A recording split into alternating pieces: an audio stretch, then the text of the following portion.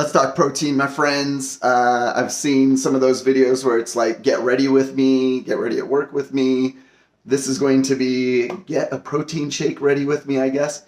So here is what I'm going to do. I'm going to introduce you a little bit to what I do in some of my protein shakes to keep them a little more than just the normal.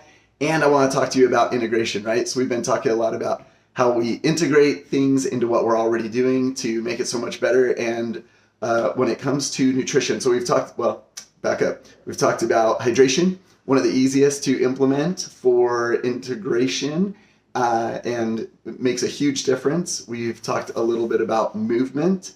I'll come back to that. And we talked yesterday about some nutrition and movement as I was getting my steps out and going out for trick-or-treating with the girls. And we're making decisions based on our identity, right?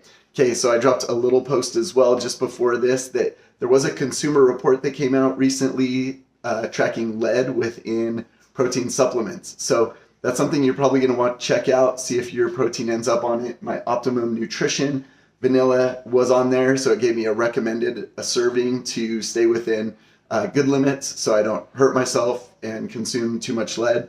And so today what I'm going to do is, well, I'm going to talk a little bit about the integration of protein into your diet, why it's important, and how you can quickly do it. So first of all, so I'm 49.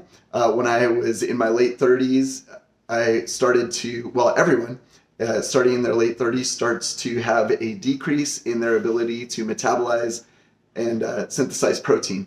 So what we've got to do is we need to actually increase our protein uptakes in one-time increments so that when we take it in, we can actually use it the way that we're supposed to. So each of these happens to be 25 grams, and that's a good start, but that means I'm going to have to supplement that with something else, or I need to put a little bit more in, like a scoop and a half, to be able to make it to 40 grams.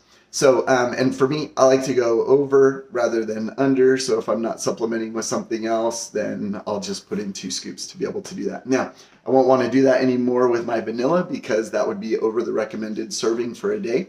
So on this one, what I'm going to do is I'm going to use the chocolate, and I'll show you what I do, but I do the same with vanilla. Okay, so we want to, here's where I want to go back to is to make it easy integration when you get started for your day. Dr. Jacob Wilson out of Florida, University of Florida, found that there is such a thing as nutrient programming.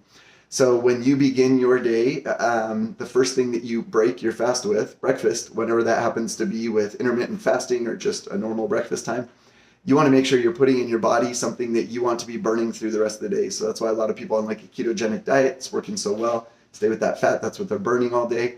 Even if you're not and you went with a fattier food, it helps your body know, hey, here's what we're looking for. What you gotta be careful with, I'll hit this another time too, is there are 3 calorie macronutrients along with water, a non-calorie macronutrient, but still provides us energy in a different way. We got fats, carbs, and proteins, right? And when it comes to mixing these together in combos, fats and carbs are a dangerous combo. And again, I'll get into more about that. And let's see. And the one that plays nicely with each of these is proteins.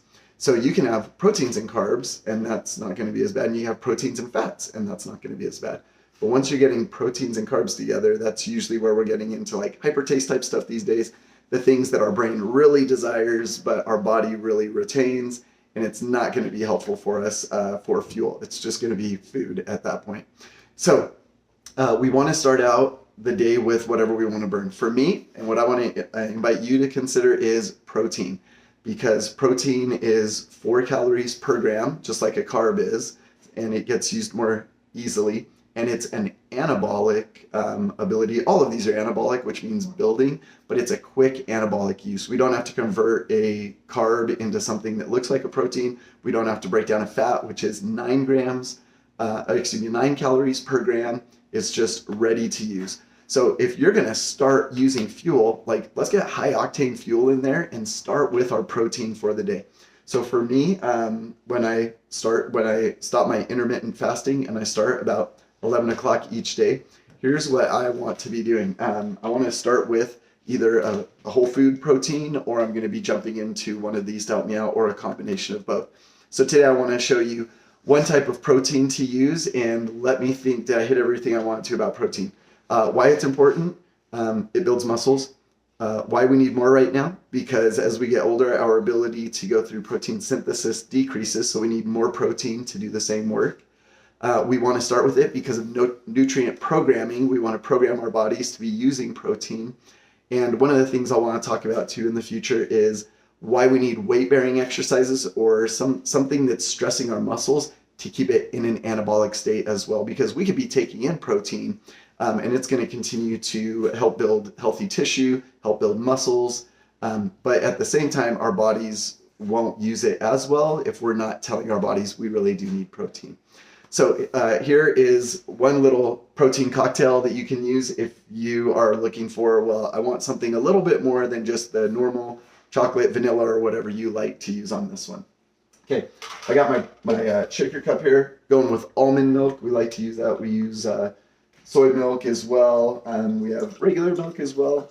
And what you'll want to do is you'll want to check as you're going through and using any of these, like how much protein am I getting? If you're using milk, you could be getting anywhere from 8 grams to 9 grams of protein, so that can help out. This one only has 1. It's got some fiber, 1 gram of fiber, 1 carb to go with it.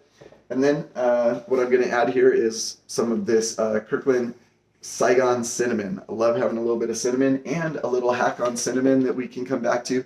Cinnamon actually helps to lower insulin spikes. And so when you're having carbs like oatmeal, if you decide to have oatmeal or something like that, add some cinnamon, and what it will do is it'll help to counteract the glycemic index effect a little bit by keeping the insulin response lower. That's a fun one to check out. Okay, I'm going to put a little bit of pink Himalayan salt in there as well. That's a big Himalayan salt. We're just going to put a little bit. And the reason I do this is because we're getting a lot of water if we're hydrating the right way throughout the day. And I want to keep my electrolytes as natural as possible. I don't have a sodium problem, so that one works out well for me. And then we like mushrooms around here. We believe in mushroom power, just like the Mario Brothers. And so I'm going to take some of this mushroom powder, pop it in there, add some, get my Mario level up on that. Okay, so now I've got about almost 8 ounces of my almond milk along with those. And on this one, I'm going to go for a little mix of both because I don't want to go too of this one right here. So I'm going to go with some vanilla.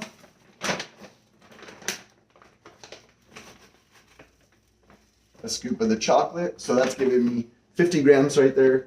Just one little one right here. So I'm right above where I want to be. And then I'm going to fill this actually almost most of the way with water. It's going to be pretty flavorful at that point. And that's going to do a couple of great things for me. Again, give me a good hit of protein all at once. When you're getting your protein, it's not just enough to get in that much protein throughout the day. You really want to be hitting it in chunks like that, just like chugging the water, to really keep protein synthesis going. Also, research has shown how long protein synthesis happens, and we want to be doing that pretty, whenever we have our meals, we want to be hitting as close as we can to 40 grams of protein to get that anabolic state and keep it going. Okay, the other thing about this, filling it up, great satiation. It's going to help me feel fuller longer, but protein is also a great satiator. When you have protein, you feel fuller longer, you feel fuller quicker, and you feel fuller longer. So if you want to feel fuller quicker and longer, protein's a great way to go, and then give yourself some time. So I hope this helped you out. Again, things that we want to hit here. Number 1, consumer report. Make sure that you hit that. Number 2, why we want it. It's anabolic. It's going to help us be growing muscle and healthy tissue. We want 40 ounces at a time. 40 grams of protein at a time, so that we can really get what we need for protein synthesis and regular throughout the day. You have to go back, I guess. I should have maybe written this all down, but I think we hit everything that we want to on this one for you to figure out, okay, what's the protein that I want? How am I going to start my day with it? And remember, when it comes to integrating nutrition overall, it really starts at that planning stage to the point of purchase, right? Once we've purchased it, we kind of feel like bought in and committed to be able to do it. on this one, what we want to do is we want to go with planning. Okay, what are some different options that I can have to start my day with 40 grams of protein? What combinations do I like there where I'm going to be happy with it, and I can even find some variety if that's something that I like to do. And when you go to proper planning, then you can hit the point of purchase the right way. And once you've got it purchased, your pantry is good to go. So maybe those 3 P's. We got planning, purchasing, to the pantry, and then you've got it ready to go, and you're not at the whim of whatever's there, or at the, what do we say? I can't even remember how to say it. Just when you're just kind of stuck there, right? Like, I'm just kind of stuck in this situation and I just got to eat something now. So go plan your week, get your purchases done, get your pantry ready, and get your protein on.